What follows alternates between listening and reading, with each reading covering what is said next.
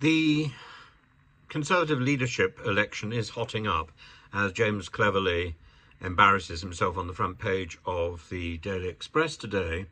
Meanwhile, Badenoch gets the endorsement of an 8th shadow cabinet member, Helen Whately. Difficult to say who Helen Whately is, but she joins Claire Cortino, Laura Trott, Chris Philp, Andrew Bowie, Andrew Griffith, Alex Burkhardt, and Julia Lopez. Julia Lopez is about the only one I can really identify. She was the person who did all the work while other ministers of the digital culture, media and sport came and went and flounced around doing really very little. And is a shadow cabinet minister endorsement a good thing, something to be sought after? Yes, it probably is.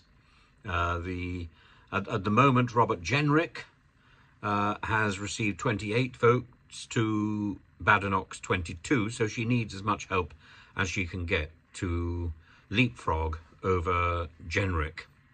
And Tom Tugendhat, I suppose, is also trying. He started off by saying that he didn't have any policy ideas that were different to anybody else, but now he's sort of coming up with them. And the Badenoch team have been busy knocking back allegations that she didn't have anything to say during the riots. A barrage from Sir John Hayes about her low-profile response, and a video of her boasting in the House of Commons about defeating migrant caps. I must say, I think the thought of of His Majesty's loyal opposition being led by Kemi Badenoch fills me with horror, mostly because of her sulky attitude towards the Speaker of the House of Commons when she was upbraided at the dispatch box, and it was discourteous and inappropriate. And she's not alone.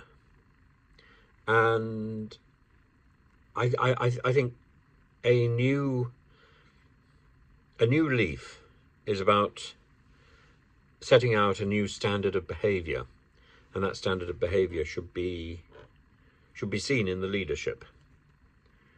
And I think Tugendhat probably commands the field in good behaviour. Jenrick, I think he would have great difficulty overcoming the memory of the cartoon. But I think he stands a good chance.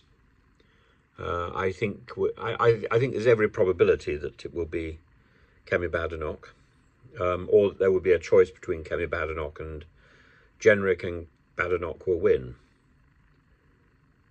But I think that would be a mistake, and I think it would signal the end of the Conservative Party as such.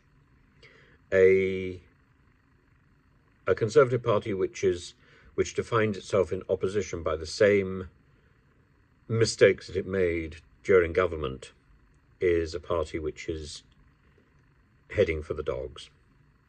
It needs to be a party that rethinks itself, that redefines itself as the opposition, and that